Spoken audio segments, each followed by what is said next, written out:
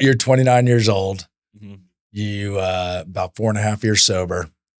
You're pretty successful for your age. As I know your work of business, you're a successful builder. Mm-hmm. Most kids your age most men your age are just starting to figure it out. You're in a good relationship, everything else. And you got sober young at like at 24.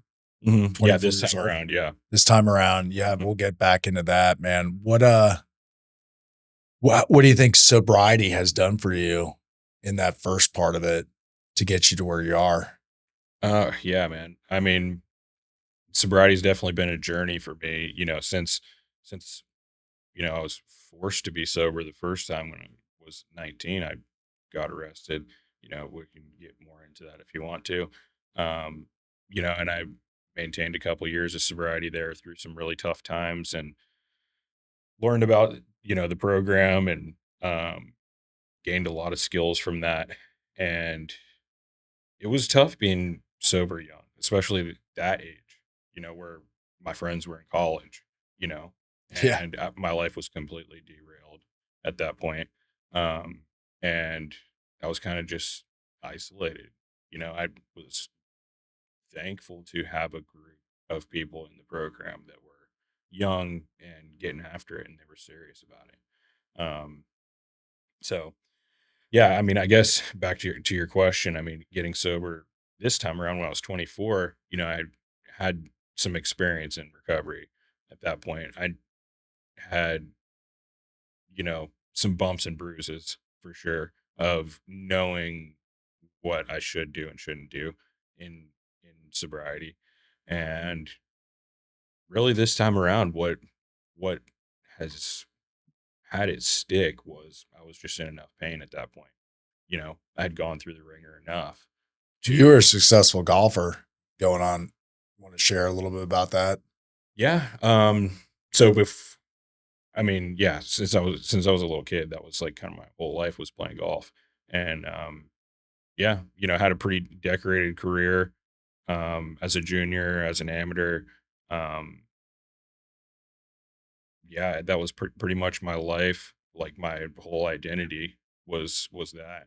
Um and yeah, I guess as I got into substances at like 16, basically was when I really jumped into it. You could tell that something was different at that point. Um, you know, and yeah, Yeah, we taped a bunch and didn't hit record. So I I feel like we're talking about it, but like, yeah, you were saying that like you were 16 years old and you're playing golf, you're going up the ranks of ranked top 10 in the country, mm-hmm, right? Getting a scholarship to college, and then you start dabbling in marijuana, drinking, mm, and Xanax, right. and it rapidly.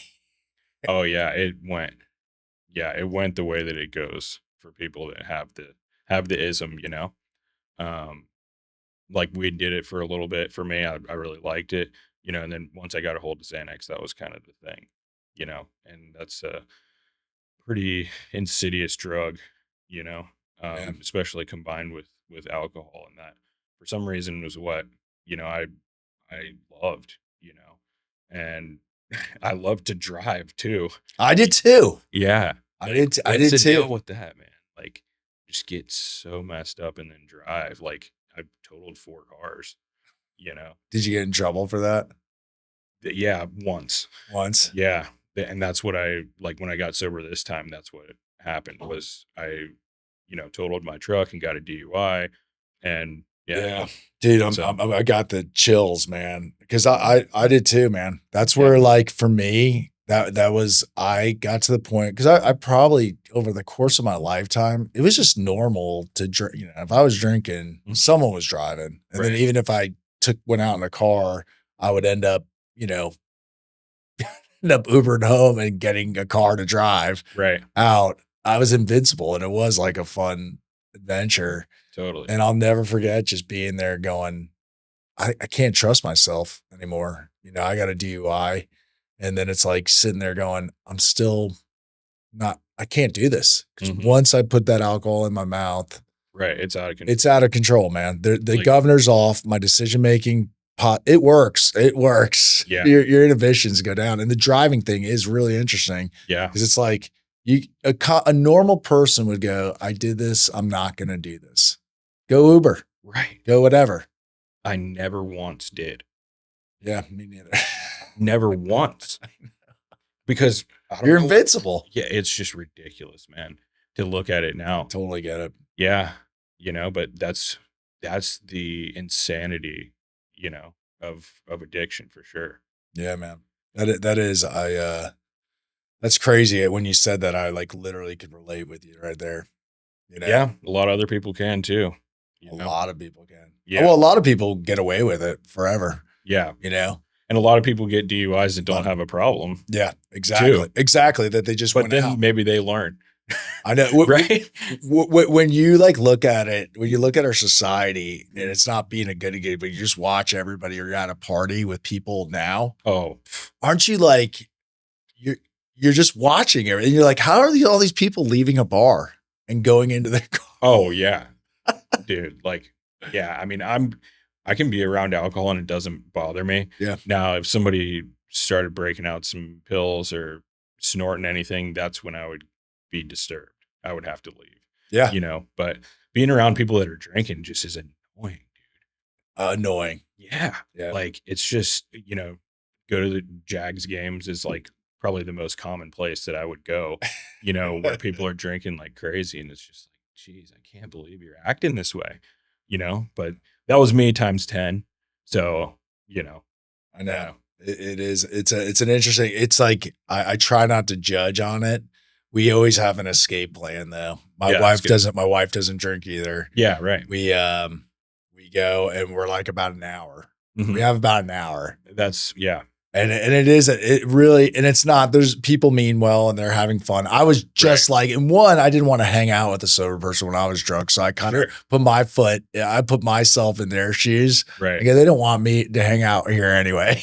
Right. And two, it's like, it's the same conversations over and over again. And then you're like, it's someone being really friendly and I have to talk to you about this.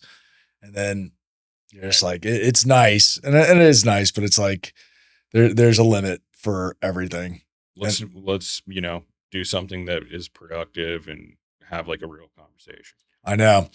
And you go to the sporting events and stuff like that. You do feel like a fight's about to break out at any moment. You're like, and it might Maybe be I'm going to be involved. And you're just like, how you're like on high alert, man. Yeah, right. It is. It's crazy. So you're back there. You're golfing though. We weren't really into details about this, about like, you're like really preparing yourself for a college career. Mhm. Where was it again? University of North Florida. Yeah. So Jax. And you're really on the pace. When did you start playing golf? I mean, really as young as I could walk, basically. Really? Yeah. So like on my mom's side of the family, golf's a big deal. My grandpa was the captain of the team at University of Florida. My great grandpa won the U.S. Senior. So stuff named after them all over the place. No way. Yeah. So it's definitely golf family. I was tracking. Yeah. What did you shoot? What was your best? Like 62 was my Really? first round. Yeah. Mm-hmm. Holy smokes. Yeah. I think a couple times. I'm like a 9-hole 62er. No, Yeah. no, I'm just kidding. Yeah. I mean, I'm a little bit better. In tournaments, for some reason, I was just like more consistent though. I never fired off any like really low numbers like that. It would be more like, I'd range between 67 and 71. That's and I was awesome. basically there like 90% of the time. So Do you still play? no, Not at all? basically not at all. I mean, I live at a country club and, I dropped my membership because I don't play, and I've played in the last year, I've played one round of 18 holes, and played 9 a couple times, just going and messing around with a high school friend. So, I think, I don't know, there's probably some fear around it. There's something there, inside of me that doesn't want to go there, basically. I had a really good interview with a guy. I think we're releasing it Monday. He's a Mhm. really close friend of mine, but he was in a big reggae band. He now lives on a sailboat, Mhm. and he's written like 13 books, and he does he's living this like awesome life, but he got That's so awesome. 44, he's 56 now. Cool. Doesn't even play the guitar. Yeah. He just said he just put it that was in his past with it. That's Yeah. interesting. Yeah. Um, I'd like to get back into it at some point because, being a builder, like the home building industry is big into golf and, it you know, really is. yeah. So, I probably will go out and play some things like that and just have fun. Um, I'll pick yeah. you up for my scramble team. Let's do it, Because man. I'm joining all those organizations as we Oh, are you? speak. Yeah, Okay. yeah, yeah. So you'll be Dude, my I'll get you ringer. plugged in Oh, that'd be with awesome. NEFBA for sure. That's Yeah. awesome. Yeah. Awesome. Yeah. For Talk sure. after that. Yeah. Um, yeah, that's great. You'll be my Yeah. ringer. No. Let's do it, bro. For sure. I'd love that. I was gonna say when a vendor invites me. So yeah. So it's funny. When I go to those events, and especially early sobriety. So like my early sobriety, I was pretty big in real estate. Hmm. I still was doing all these. I was still keeping up with appearances. Hmm. It was a little bit, but it wasn't that bad. But I was like a kind of a forced thing because I was really almost like I remember even like going to my first concert and like Hmm. dancing a little bit. I didn't know what to do with my hands. Right. And like and I still don't, but that's a different story. Yeah. But I remember going and being at the first golf tournament and I just wanted a water. Like water, and you know how it is. You want a water all the time or a bubbly or something Sure. like that. Just to carry around. Carry around. And waters were the only thing you had to pay for. There's free drinks on every hole. Wow. And my buddy was like, I'm so sorry. The guy hosted, he's like, I never even thought about that. I was like, that's crazy. Like, so the bar girls would come, the cart girls would Yeah. come up, give us everything, but the water I had to pay for. All right. And they're all getting worth like a couple bucks, right? tons of drafts and tons Yeah. of shots, everything for free. But that was waters were paid for. Yeah. Oh man. I was like, yeah, you get a little bit, there's maneuvering into it, but it's good character building. Yeah, it is. Early sobriety is like none other. Like none other. No doubt. Fortunately, everything goes perfect too. Yeah, right. It was all so easy and Yeah. nothing got worse before it got better. I mean, fortunately for me at least, right? It's all been Yeah. Yeah. There's no challenges. Not at all. So we were talked a little bit. You got into like 16, you're getting into Xanax, you're getting into drinking and marijuana, and then at 19, you go to prison. Yep. You're supposed to be at UNF, Yeah. being like a golfer. Like, Yeah. did you So- go to UNF? Yeah, I did. So I went to like Like- the summer B of my freshman year. Yeah. So that's what like a lot of athletes do, kind of get acclimated to campus and stuff, which I definitely was getting acclimated. Not in the way I should have been though. And yeah, I had like a shoulder injury that was there for a while. And basically redshirted my first year because I had to have a surgery on that shoulder. And I think that's what really kind of kicked it off. Before the end of that like summer semester, before the golf season started, it was already determined that I was going to redshirt. So I was kind of already like dislocated from the team a little bit. Like I wasn't there at 6 a.m. for Yeah. workouts and stuff.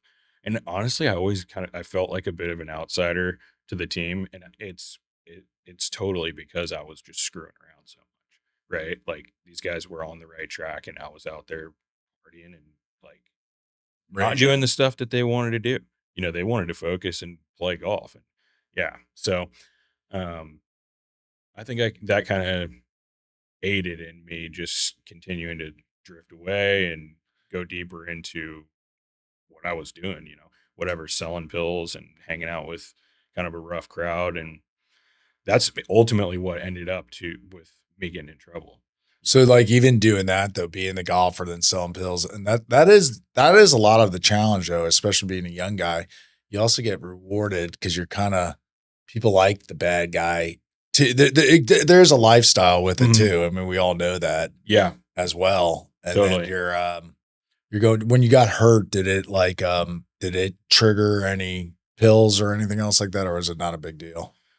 I mean, yeah, like anytime I ever got prescribed like Yeah. opiates, I took them real quick. Yeah. You know, they were gone quick.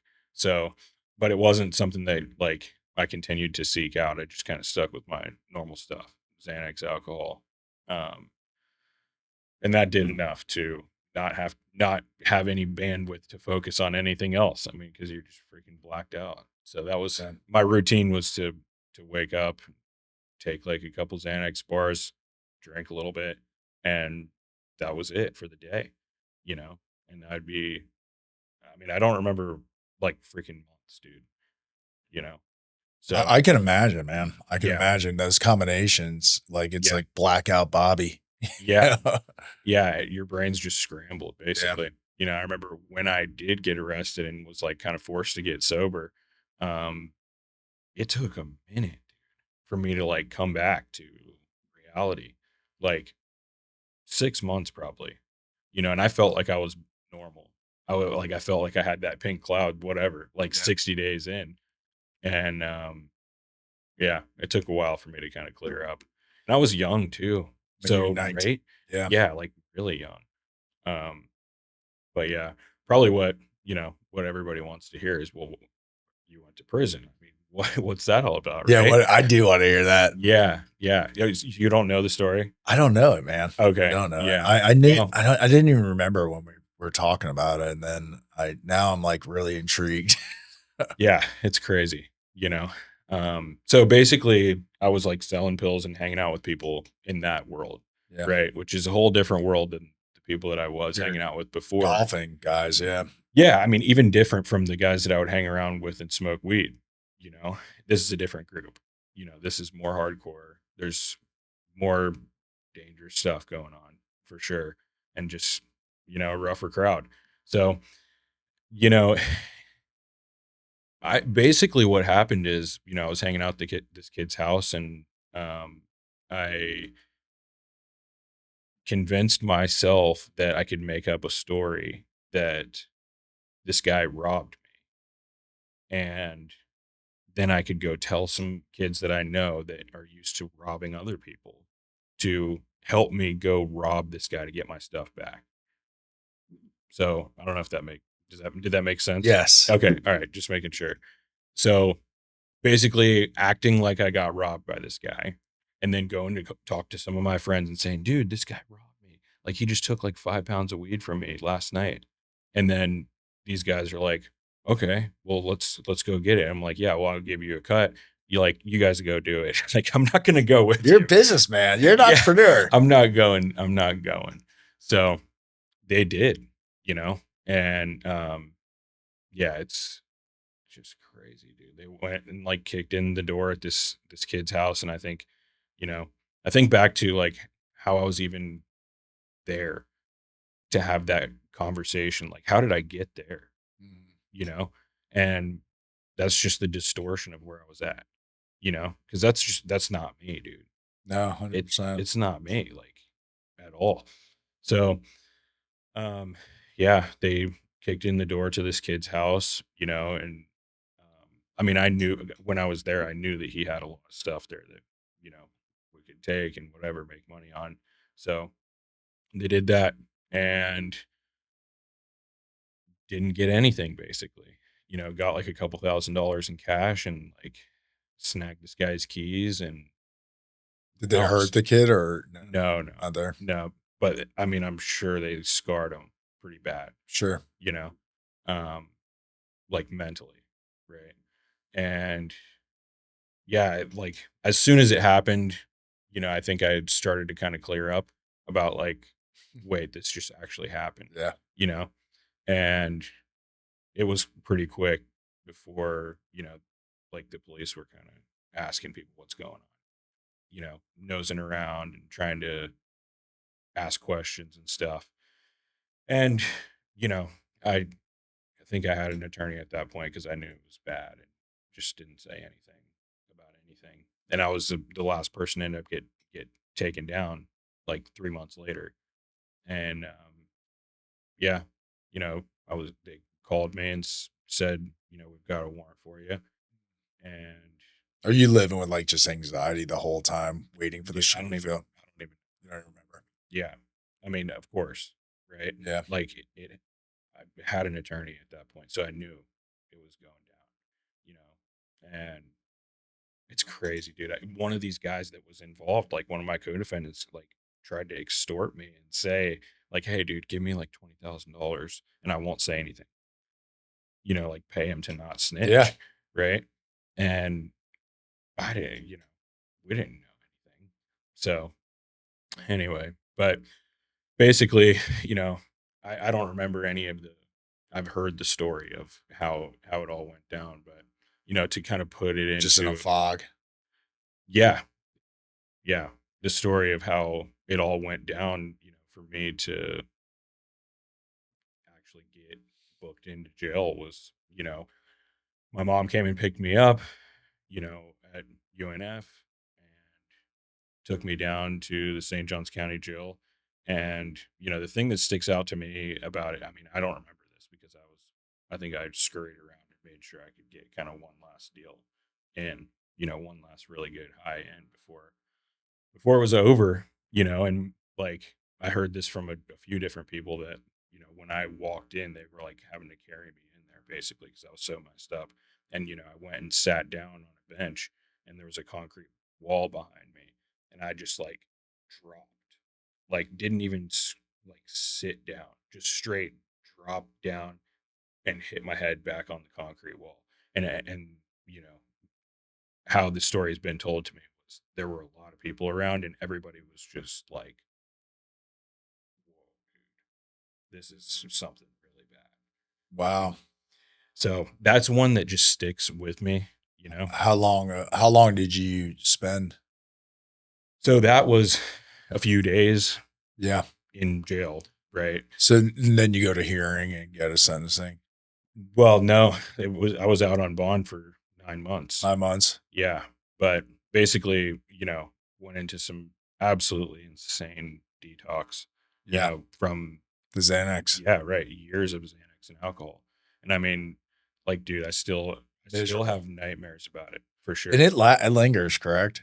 Like it lingers for months, right? Like the No, not Xanax that or no, intense. Not not that that. Okay, I intense. got you. Yeah. Like, well, But is it depressing? I mean, I don't know. I thought Xanax kind of has some after effects too. I don't, I, it, You know I what I think I mean? was The in, whole time, it's yeah, just right. like you're getting ready. I got you. I think I was just in such a bad place. Yeah. Like I wouldn't have been able to really know the difference. Were you clean when you're out on bond? Yeah. So from that time that, when I got arrested, Yeah. there, I was sober for 2.5 years, you know, and that included being on bond on an ankle monitor, Sure. for 9 months, basically only left the house to go to the doctor, go to meetings. So I went to meetings every day. Oh, that's awesome. Right. And, met a lot of good people, met some young people in recovery that were freaking awesome. Like people that I just really care a lot about, Yeah. you know, and, yeah, I kind of learned who the real ones were then, Yeah. right? Like, being kind It, of it planted the seed in you. yeah. So you go to did you go to prison or did you go to jail? Yeah. So after 9 months there, on bond, I went to prison, to state prison. A lot of people say prison and they're talking about jail, but this Yeah, is, yeah, this yeah. is like the state DOC, the, the big house. How long did you go to? So I got sentenced to a year and a day. So 366 days, which, they do that on purpose so that anything over 1 year, you have to go to state. So that was the purpose that for me to go to state prison and not stay in the county jail, whatever. Right. I ended up doing 10 months with the gain time, for whatever good behavior. Yeah. Right. But What yeah, that was a pretty disturbing. what's prison life like? Is it everything you think of or Yeah. Well, yeah, if you're not in I'll just say like the situation I was in when I first got there was absolutely horrible. I was in the youthful offender program, which everybody around me was saying you want to get into this youthful offender program because if you whatever reoffend, they can't increase your sentence. You can only have a maximum of whatever 6 years. which whatever, but when you go in, you're literally risking your life, dude. Like if you're a white guy in there, you're just liable to get smacked, you know. Um, and it was a lot of violence in there, and yeah, just some terribly disturbing stuff going on in the youthful offender part. So, well, How do you navigate that? Did you have any plan or anything else like that, or no? It no, just it was those are just wolves. yeah. It There was no plan. Like, dude, before I went to prison when I was on bond, like I did some freaking martial arts lessons, to try to do something because Yeah, I mean, I know how to fight. I knew it was going to happen. Like, you have to, or you just get obliterated, basically. And I did anyway. There was no chance for a one on one. It was all racial. You know, and you but yeah, got jumped like a bunch of times. jumped a bunch of times. Yeah, because I mean, my case was pretty high profile, so they knew that I was coming there from seeing it on TV and stuff. And yeah, I mean, that was enough of a target. Man, that's Yeah, scary. yeah. That So is that is really that is frightening, man. That's not a how did you eventually overcome that? Like, and how did you mentally get through it? yeah, Or you just say, or do you, I'm just sitting there thinking I'd be anxious every day and just have this oh anxiety. yeah. I mean, of course, that's what it was. I mean, eventually I got out of that youthful offender program. I mean, thankfully, like I wasn't able to talk on the phone, but I was able to write letters back home You said, get me out of this thing. by any means possible. Like if I need to do more time, get me out of this thing, you know. And so my attorney did some stuff and was able to What? So just out of curiosity, because I don't know what that means. What does youthful offender program mean? You're just with young people, 21 and under. so So like it's just so wild people. the most wild. Yeah, And like like so everybody in there has a maximum sentence of 6 years. So imagine being at 5 years and 6 months, and the only thing that can keep you there longer is if you kill somebody and get an additional charge. yeah. There's no consequence. I mean, right? So it was just I mean, gangbusters. could you pay them off? Could you do anything? Yeah, you Get could. protection? I'm I not. mean, honestly, looking back, I probably should have done. I'm just sitting there thinking, I'm man, I'm Yeah, getting. I'm like I that. was always told that that's the last thing you ever do is to pay somebody off. But if I think back about it, that's probably what I should have done. I should have found Someone to protect you. like the Hispanics, Yeah, and been like, hey, here's all my commissary. But that never stops though, yeah. because that never stops. After being in there, I've seen it, and like this doesn't happen like that, um, extortion doesn't happen as much in the adult side of things. It's much more relaxed and you just stay to yourself and Oh, really? So once you got out of there, so right. how long are you in there, and then how long are you in the other part?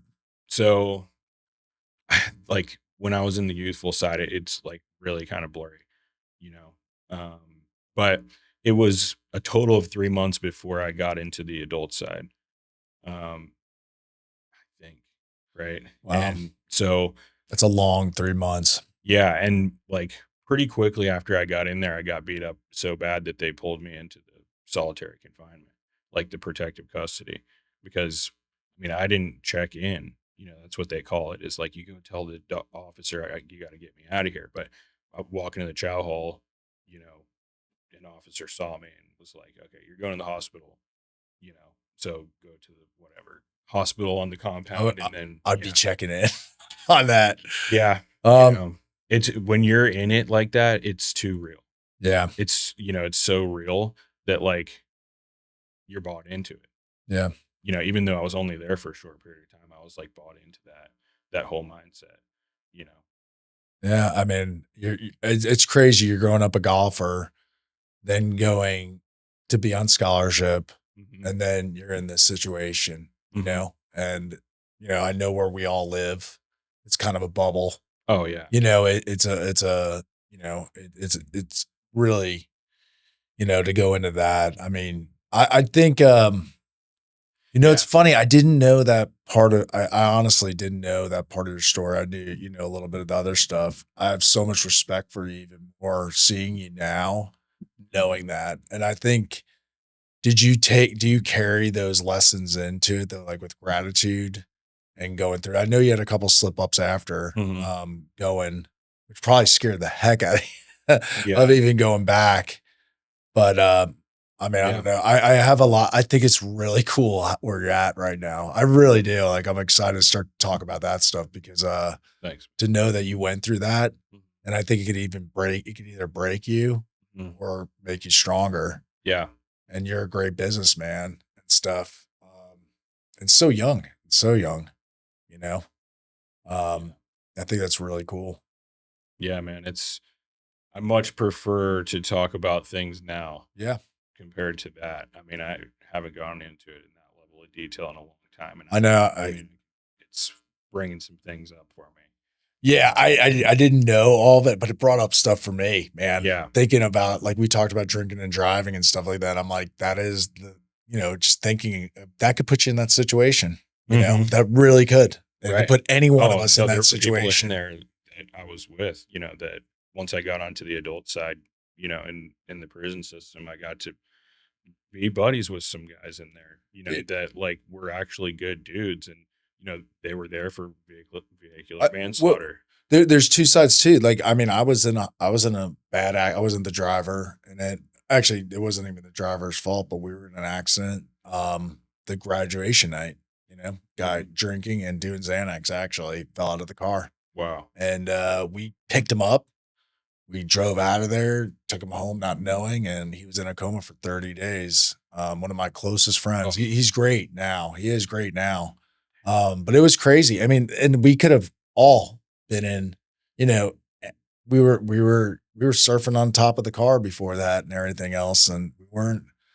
yeah. So and that could have landed us in that situation. It's not as far fetched. And I tell my Yeah. kids about like graduation night and stuff. I'm like, I'm not just telling this, like, I is actually the story. And I got away with it. I didn't even, Yeah. I got away with it. You kept going on. And like I said, like that was normal to drink and drive. It's normal for a lot of people. It's not as like far fetched as that. But I'm just sitting there thinking of getting in that situation from there. So you go on, you then eventually figure out your way through prison. Mhm. Um, Yeah, it was not bad once I got to the the to the adult side. adult side. I mean, it wasn't good, but No, like yeah, like but anything's better. compared to that, it was like, okay, like this is chill, right? Like I'm not in fear for my life. Yeah. So I can deal with some shitty food and like being locked down, right? That's basically what it was. Um, you Do know. people kinda let you stay to yourself? Yeah. Yeah. Yeah. I mean, it wasn't at the place that I ended up at, it was like it was a I mean, a high security place, but it was for higher profile cases and people who are on good behavior, Okay. and kind of had that proven record that they're not going to cause like major problems. So you don't have like stabbings or anything like that there. Like you may have some cell phones and some fights and stuff like that, but I mean, it's nothing compared to a lot of the bad places, Gotcha. and that place where I was at was Putnam County. So Putnam CI out there at right there at 17 and 207. The prison's right there Yeah. where I was at. You know, it's funny because I bought a piece of commercial property right in front of the prison, not on purpose. It just a good deal came up, and it's like right there. It's crazy. Is it Right. good? Yeah. Wow. Yeah, so like 24, you get out of prison when you're like, what, 21? Uh, yeah, something Something like like that. that? Yeah. You go a couple years, you had a couple setbacks, right? Yeah. Yeah. Which I think it's important to talk about that briefly, for anybody else Yeah. who, could take something from it. Because, talking about the good stuff is great, to show some hope. But where I slipped up, was that I thought it was going to be different because I grew up a little bit, like I was on the other side of this legal challenge, and I had started like that little vape business. and I thought, okay, I'm like making something happen here a little bit, traveling around like to different countries for this business, doing trade shows and stuff. And I thought I was, kind of like hot shit then. And, just convinced myself that I could get my medical marijuana card on probation, Yes. right? Which somehow that's allowed. Yeah. So I did that and somehow was able And to, somehow mentally you're like, it's legal too. right. Right. Yeah. Well, I'll justify Yeah. anything. Right. So, um, yeah. J- And, mm, no, go ahead. Sorry. um, yeah, I mean, that's basically what it was. It was got my medical card and then, cruised like that until I got off of probation. And then it was like, not immediately, but as soon as I took Xanax again, I was in another really bad situation. I mean, almost got arrested basically and, you know, went into treatment right away, you know, and that was like within like maybe like 2 days of like touching. Going back. Yeah. So Man. that was like, Isn't that yeah, crazy though? It's yeah, crazy. immediate. You see it all the time. Yeah. Someone goes Immediate. back out and it's like, it doesn't get better. No, I've actually never seen it. Have you ever seen it get better for anybody in no. general? I've never seen it get, if you have an issue with it, Right. if it's not a big issue, it's not a big issue. Right. Right. Yeah. I think there's people that go back out and make it seem like it's not as bad. Until it is. Right. Yeah. Until something major.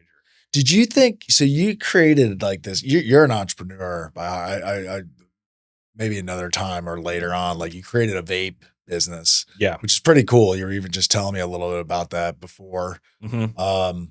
You created the battery. You end up, smart people figure out things, they just do. You figure that part out of it. You made some money, things get Mhm. better. I have a theory though. Like for me, when I was young, I had some success. It was almost the worst thing for someone like me because my ego Yeah. goes like, I could do anything Totally. now. It's like girls, they say it, man. It's like, it's girls, greed, money, Mhm. and then glory, like that Right. success. I don't know. Do you find the same thing or Yeah, 100%. And I think anything that tickles that ego? yeah, right. Right. Like anything that like I can reach for and get more of, it Yeah. gives that feeling, which is crazy because it puts parameters around pretty much everything we do. Which is cool though. Yeah. Once you figure that out, it's all right. You live Then you life on just got life's terms, and you actually live life. I had a friend of mine one time. He's a pretty big attorney. He was like, if you're on probation, really truly, because everyone wants to go, what can I do? What can I do? He's like, you're really just supposed to live your life how you're supposed to live. yeah, You're supposed to do. He's like, there's really nothing if you're doing the right thing. right. Sometimes you have other parameters, but he's like, in general, but just people just don't want that. They don't No. want to have life on life's rules. Like you can't drink and drive. You Right. can't do that. If you got in trouble for drinking, you can't drink. Kind of If you got in follows this the stuff, it's like, rule book. you got to Right. follow. Like, it's pretty funny, but like, we're like, what can't you do? But it's like, that's, so the parameters that we put on, it's like, yeah, they're just what you're supposed to do on a lot of things, you That's know? it. Um, you so you go, but then you have your breaking point at 20. Is that the time you went and got or No, so at that time I, got sober, stayed sober for 9 months and I think whatever, 9, 10 months. And in that period of time I started my real estate like flipping business. nice And, that's when I got a taste of like some real money. And it success was yeah, got you again? yeah, I did. Dude, we're the 100%. same, man. Yeah. We're Like the same. it 100% got me again. Young You know, guy with success. yeah, it's a dangerous formula for sure. So, yeah, I mean, like in terms of what I did in my program, I mean, I did the same thing that I did around the first time. I went to meetings every day, got involved with a group of people, and then, closer to when I relapsed, I was drifting away from that, and starting to do gray area things. I call it gray area Yeah, things, man. which is like gambling, like trying to talk to a bunch of girls, those quick dopamine hit things. and drifting away from the program and my other people in recovery, that's just a formula for disaster. I think it's really important you say that for a lot of us. It Yeah. really is. And you could see it, you see it time and time again. And the one thing I was having a conversation with a mutual friend of ours today, and we're saying, like, even when you date somebody, a lot of times people think it's so easy for you to be positive and to be Mhm. grateful and to go do these things. You're like, I have to do these things. If I go do another Yeah. way, everything that gets you healthy, Mhm. you have to do to maintain your health, you know, and your Right. sanity. Yeah. You know, those gray area things are, you just got to cut. There's slippery slope, man. That's like when people say, "Oh, I'm so proud of you for being sober." Like, no, you don't get it. I have to. You have to. I have to. There's the only other option is like rolling the dice, like 50-50 with death. Yeah.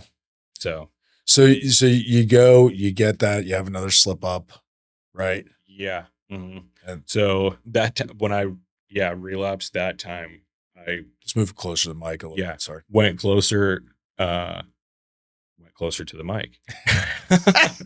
Yeah.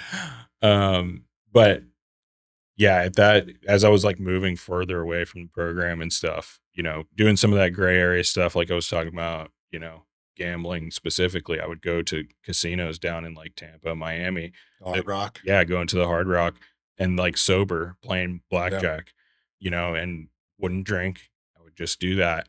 And it's like looking back, like this is just carbon copy, like relapse behavior, you know. And there's a lot of other things that fall in that same category. I totally get it. Yeah. Totally get it. We And then what so I went to Vegas with two of my buddies, and I guess probably what I was telling myself at the time was like, well, I've been going to the Hard Rock, and then I went with my two buddies who both smoked weed and drank, you know, and convinced myself that that was a good idea. And, I remember getting to the airport, like sitting there in the bathroom. I remember this exact moment and like sitting there in the bathroom at the um whatever the pee thing is. yeah, the urinal. Yeah, urinal Urinal. with one of my buddies, like two urinals down, and I'm like, I might smoke some weed out in Vegas. And I remember in my mind, I was like testing him to see if he would push back on me, because Sure. they know that I've been sober. So I was like, is he gonna think it's bad if, and then, uh, you know, it's not his fault. That's not why I'm saying that, but No, you're just testing your I'm guardrails. testing him. Is what happened in Vegas, stay in Vegas. Right, Yeah. right. And it was like, oh, buddy, do you think that's a good idea? And I was like, yeah, I think I'm gonna do it. And then it just kind of passed over, and I'm like, all right, fuck yeah, I'm locked in. Yeah. And it was over, and then I was like antsy the whole flight to getting there, You already and made like up your mind. You're yeah, psyched. right. Psyched. So hyped. Yeah. Yeah, like as soon as I could get to the dispensary, it was like just fiending, you know. A vacation from yourself, man. Yep. And It's then yeah, so that lasted for another short period, the relapse, and basically that started again by saying I would just smoke weed, right? Like, and of course it led to doing Xanax again, and I don't really know how much longer, maybe a month. I mean, very Mhm. short period. I was just hiding out, drinking, doing all the stuff that, everybody knows that Jacob is supposed to be sober, right? And I couldn't be out because You're hiding. word's gonna get around. Like they know that this is not good, you know. So yeah, and basically I, wrecked my truck in the north side of Jacksonville at 8 a.m. on a Friday, Mm. and who knows what I was doing, you know, like out there driving blacked out is what I was doing. I have no idea, which is crazy. I went off the left side of the road across a lane of traffic, and my truck went like 200 yards into the woods, demolished a concrete mailbox, and like ended up like between two trees, basically. But didn't hurt anybody else. No, Oh no, gosh, I thank had to God. pay for the mailbox, Fine. but yeah, Fine. right. And you were all right, or Yeah, I'm yeah, I was alright. Cops come or Oh, yeah, for sure. I uh, mean, it was, like, guaranteed. I think, like, I read the police report, I was, like they pulled up, I was, like, sitting, like, legs crisscross on the side of the road, just, like, waiting, just chilling. uh, Like, so messed up, dude. I blew a 0-0 and got DUI because it was just so obvious, you know? And, yeah, that was the time when, it clicked. That was, like, 4.5 years ago. did you do jail time or they work with you on Yeah, a somehow substance they program? let me out, like, Yeah. pretty much right away, you Did you get a know? DUI or Yeah, I got a DUI, yeah? and I had some pills with me too at So that time, and I, you know, um, somehow skirted on some of that stuff, so but you got yeah, but you got it from there. I mean, that's the whole thing had to be like, I can't believe I made it back. And now it had to yeah. be like tons of anxiety going through all Yeah, that stuff. yeah, for sure. But I think I had a little bit of the mentality that, like, well, this is not that big of a deal, because 'cause I've been in trouble for way bigger stuff than this, yeah, which is nuts, it is nuts. you know?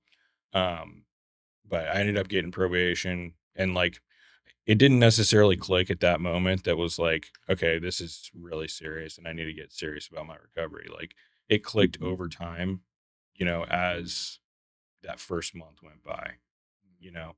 And basically what set the foundation this time for me to really move forward in life and, Yeah, be spiritually in the right place was just being willing to do what whatever it somebody takes. else told me to do, Yeah. and I went to Recovery Keys treatment center, Mhm. and this was the third time that I went to that place, you know, and basically they knew me pretty well. They were kind of like, well, what are we going to do this time? And basically what happened over, a few month period of time is they made suggestions and I slowly took them, begrudgingly, like throwing a fit. Like I think the first thing was you're going to go to treatment in Jax instead of St. Augustine. You're going to move into a sober living house, which I kicked and screamed at that one for sure, you know, um, because my ego was blown up. And then I had to, step away from my business, which was a huge blow to the ego. And my dad kind of stepped in for me, not knowing anything about that whole business, and did what he could to, you know, let it kind of cruise. And then, they had me get a job as a cashier at Home Depot, you know, and I mean, I was making a lot of money, Mm. like flipping houses and wholesaling real estate, and that was like the perfect suggestion for me at that point to kill the ego Yeah, was, I think yeah, that's so important. I tell people now, and I couldn't see it when I did it either, but it was like yeah, if you can't like getting humbled no yeah, matter what, sober and killing the living. sober living, and then taking a job that's like, you think it's I the never best checked get. my bank account for the money. I never knew I got paid. Yeah, That was not the purpose, yeah. you know? That's, like, awesome, and then Yeah. you got it, and you got that foundation. Yeah. It's like that everything we're talking especially for a young guy too. I mean, I'm so impressed with you that you got it and you're, like, working and you still work it, and, but deflating that I keep thinking about that. I'm going back into my life because, like, Yeah. yeah, you could say this time around, the first time I went in, you know, I I got it when I did it, but I quit so many times prior to that doing it on my Right. own. I made it a year and a half. I made Mm. it this time, 30, I'd go train, I'd start working out. Yeah. I'd go do all these things and I'd substitute other stuff, Mm. like what we talked about that there's always something, but like um until I really gift of desperation is a gift of desperation and the Yeah. willingness to listen and do anything. Yeah. It's so freeing. It's surrender. It is like freeing, and all Totally. those humble. I love that you did that. I love that you actually took the job at Home Depot and went into sober Mhm. living and stuff. I think it's really important for people to hear because Yeah. everyone's on a rush to get back and get Yeah. all their stuff Right. back. And young guy, you had a successful career. I mean, you literally had a successful career going, and And I it's pretty like, much scraped that business back to nothing, yeah, you know? And Yeah, that was a big I decision. kind of think Home Depot helps you go on though. You probably Yeah. learned some other tricks of the trade in there. I kind of No, think it. No, no. All right, all right. nothing. Just having to hold my tongue at So, people. but I was there. Did in early recovery, did you leaned on the program, Oh yeah. faith, Yeah. The and guys that? in the sober house, the program, and the treatment center I was at, you What know. what's your biggest challenge in early sobriety?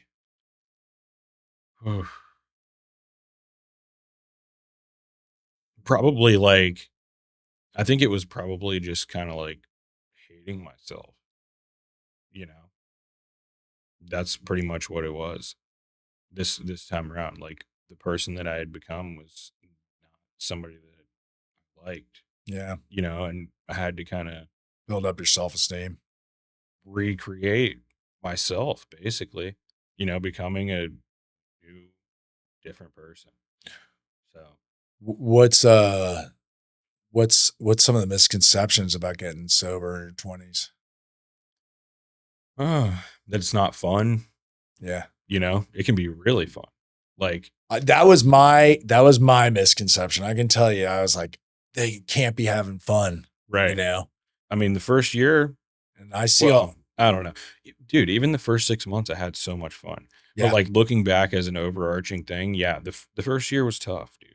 yeah. It was tough, you know? Um, but I had a lot of fun. I mean, especially in a sober house.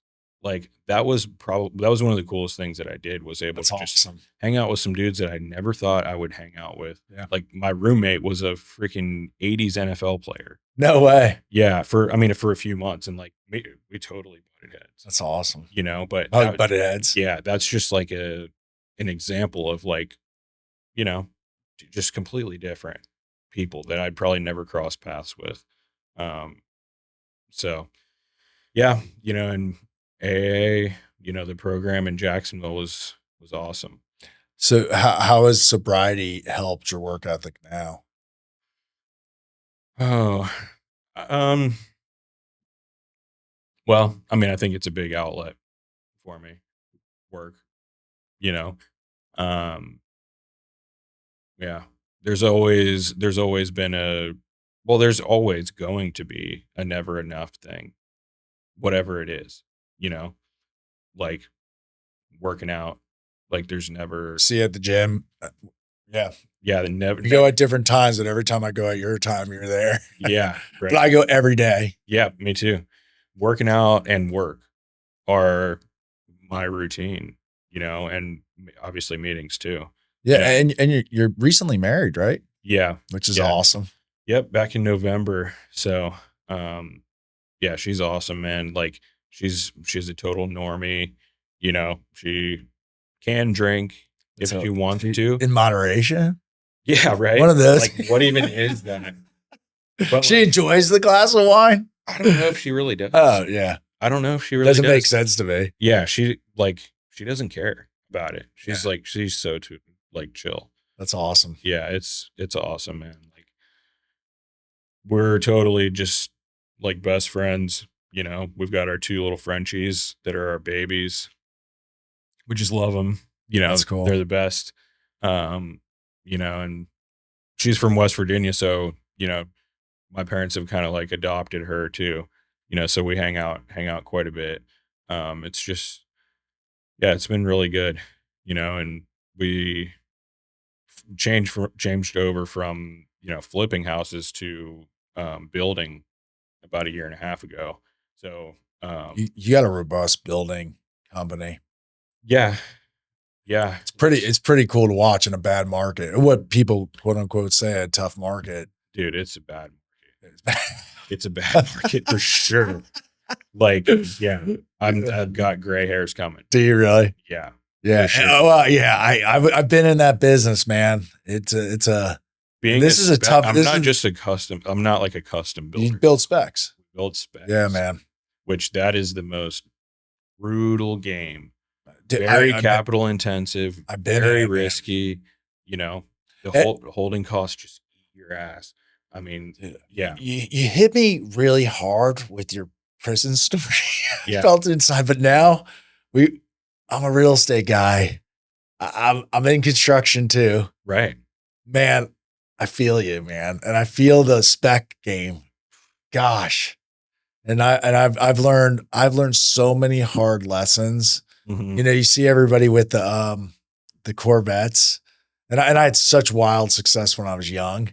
And then you see everybody with their boat. Everybody that's a flipper is huge and all these things and the builders. But most builders and developers lose their Yes. butt a At few some times. point. They just got thick skin, man. Yeah. Thick skin You have to. on it. I mean, yeah, this is another level from flipping for sure. I've done specs, man. Yeah, it's another Right level. before ours were supposed to be complete a year before COVID. They got done the day of COVID. And I don't remember COVID was Did you the ride end the of the boom or world. did you have to cut? We, Or we wrote, we actually, COVID got it reversed 2 months into it and it became a good market for it. insane. But we ended up selling it and, but our costs went up. Yeah. There was a combination that holding cost and everything. Yeah. I mean, we ended up coming out a little bit ahead, Yeah. but it was supposed to be a big windfall and it was so stressful. And I had other stuff going on. I had other specs going on. I had a spec on the ocean, I had a Right. spec on, it was, and there's a love hate with real estate for me, but, Yeah, you there's know, good ones and bad ones, no doubt. The thing that I've learned is you just gotta the bad ones, the quicker you identify the bad just ones, get cutting. you gotta get rid of them. You know, Yeah. they will destroy you. Yeah. But you're learning, you guys are building, you're paddling, you're still building, going through it. Yeah, our stuff is selling through, you know. It's good. We're kind of our shtick is, under 350 in St. Johns County right now for specs, 100%. and working on ramping up like the semi-custom side, so somebody that's got Someone their wants to own go. lot, that we can build one of our plans on their lot or whatever. So that's kind of a more Do you still flip at all? no, Not at all. no, Will you do that or no? no, Staying away. yeah, Being a builder. yeah, What you know, What do you think with this market and everything? I mean, you are building, and a lot of people are not. hmm I just want to reiterate, like it's a tough market here in yeah, Florida, and you're building. So sobriety with going through this, how imperative is that to have a strong network of people? yeah, it's important for sure. You know, um, very important. I mean, meet with my sponsor every Tuesday at Longhorn at 6:15, and like every server there knows us. Like they know our names, they know our orders. Like That's we're awesome. there like clockwork for the last like 3 years.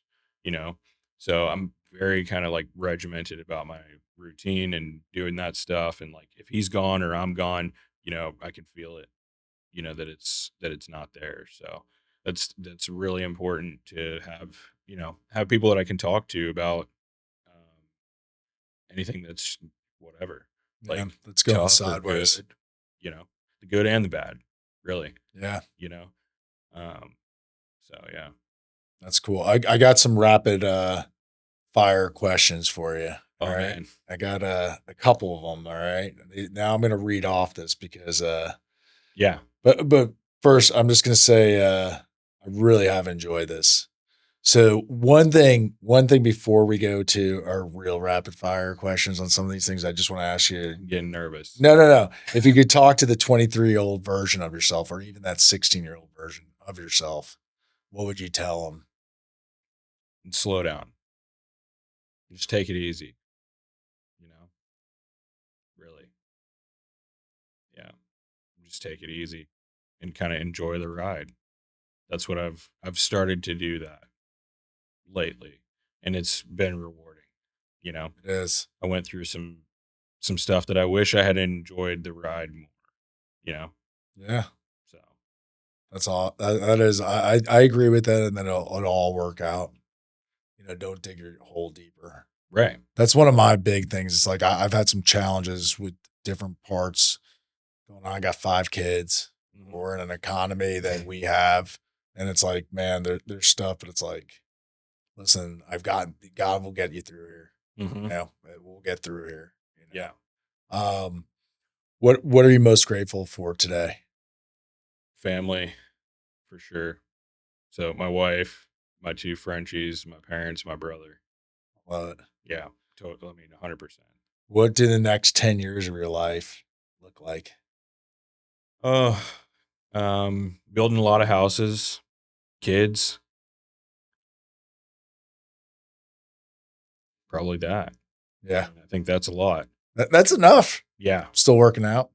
Oh, definitely still working out, still staying sober, a bunch of meetings, some Yeah. travel. I mean, we love to travel. That's So, awesome. yeah. If it like, what do you think what's the biggest misconception that people think about alcohol and marijuana? Oh man, I don't even know really. Well, I would say about marijuana that it's harmless. It is not harmless. That is that is some serious stuff that's out there right now. Even I mean, since I was using it is serious stuff. I have like memory issues from that. I'm almost sure that are lasting. You know, Yeah. especially when you're young and like there's a lot of studies out there about when you're young and your brain is developing and like continual use of marijuana is bad. So I think I really do. I agree with you on that. You know, um, why do you think so many successful people get sober? uh, so they're successful before they get sober. Or they get why do you think a lot of people when they get sober get successful? Oh, I mean, it's just the obsession. I mean, if you have it, if you have the ism, like it's gonna, and you channel it to something positive, you have a you have a huge advantage. You know, like channeling that ism, addiction, alcoholism into something Positive. positive, right? You know, and positive in a healthy way, as healthy as possible, right?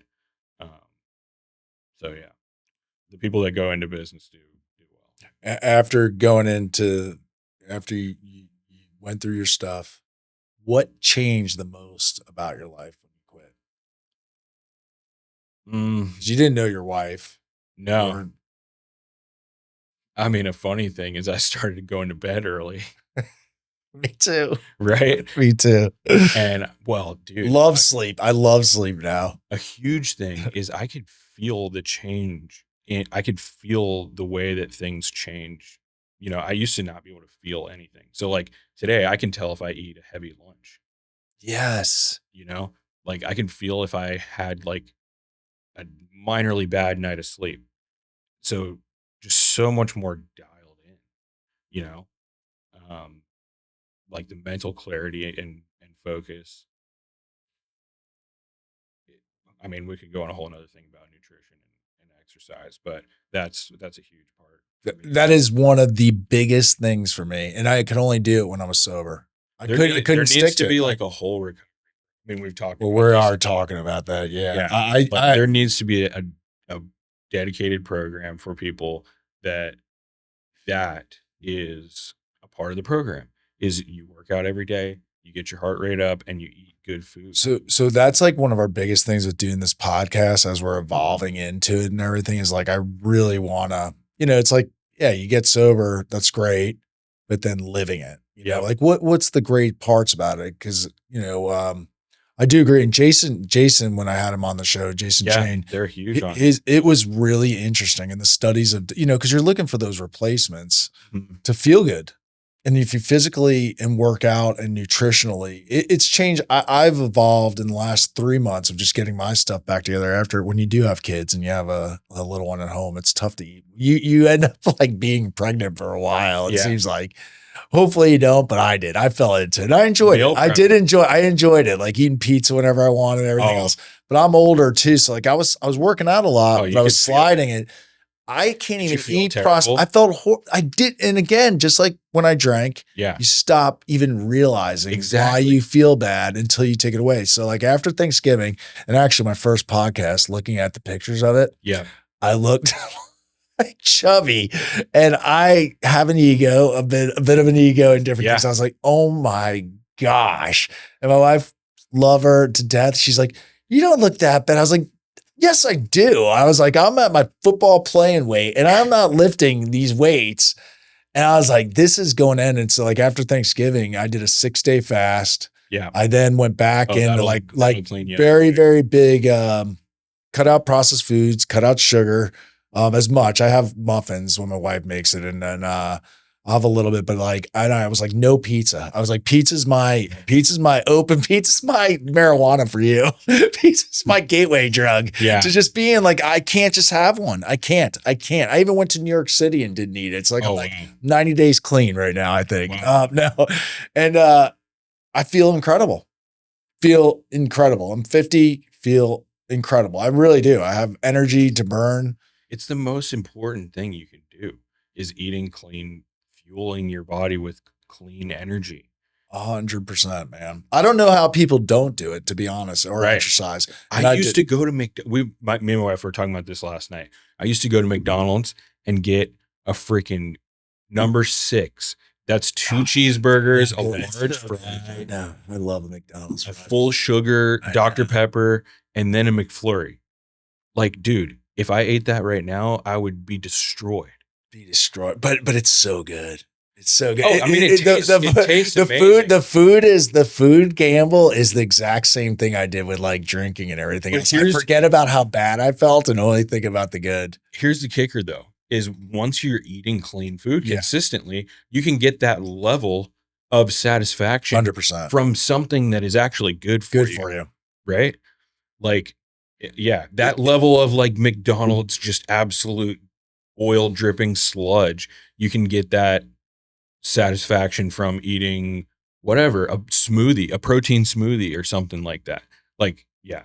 No, you do. And it's funny. Like I substitute the sweets. I have yogurt with like berries. Exactly, bro. It's real honey. It tastes, and I'm sad. Once I'm done eating and I'm full, it doesn't matter what I ate. I'm full. Right. It's like just getting out of that impulsiveness. I do think for this, I don't know if you found this out, the more disciplined I am though, I have this like built-in like self-esteem too, that like, I'm not letting myself down like all those years I did. Right. I'm like, I feel so good about myself because I'm like, I went through Christmas. I went through all these times not eating anything. Right. Not go. I was like, I already don't drink. I already don't do this. And now for Lent, I just gave up coffee because I am a coffee freak. Oh, dude. Which I'm not I'm not going to go, but I did it, but I still have tea. So, I mean, dude, that's a feat. But I just, do you know nicotine? I'm not a nicotine person either. I really don't. Food was like one of my, pizza, stuff like that. Coffee though. Yeah. Man, our mutual friend Blake and me, we're coffee boys, man. But he does nicotine too. So you guys are out of control. Yeah, with that stuff. So it's like, but I gotta get rid of the nicotine, man.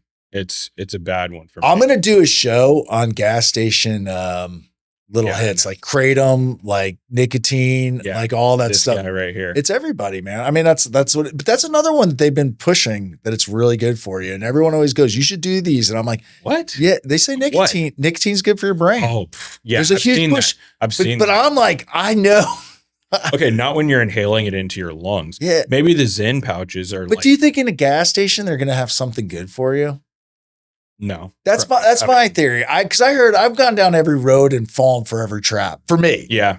And I willfully say, I mean, I'm definitely not saying you should get on a nicotine protocol.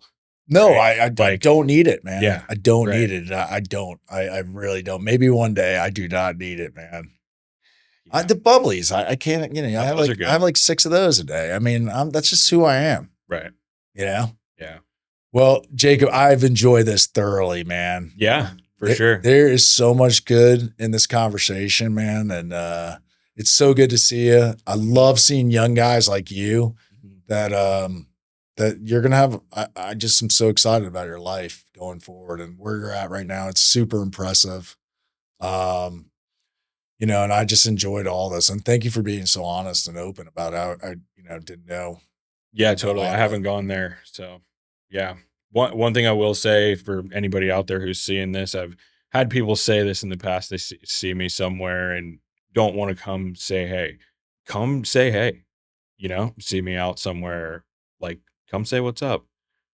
I love to talk to people.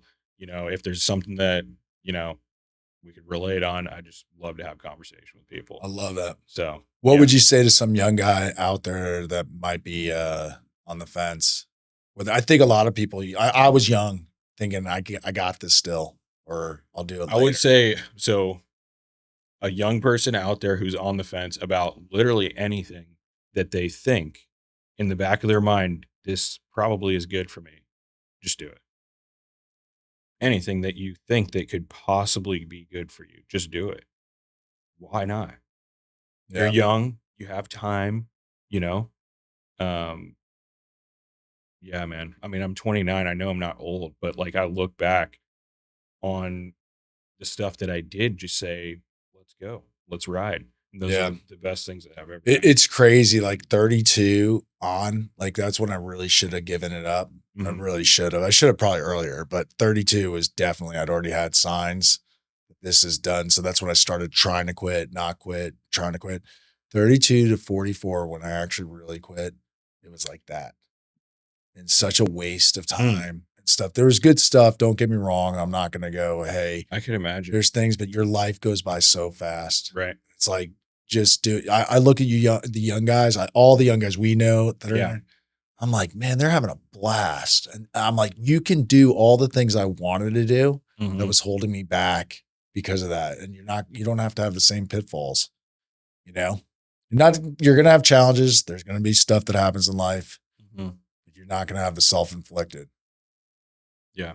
You know, I mean, and one thing else I guarantee in the prisons and everything else, I think it's 90% is probably drug or alcohol related. Yeah. There's some tie to it, maybe Yeah. even more. I don't know. Yeah. Yeah. Probably. Most divorces are that, most everything. So it's like you can sell me all you want on it, but I'll sell you the I'll tell you the other parts of it. Right. Right. It's attraction, not promotion. Yeah. Right.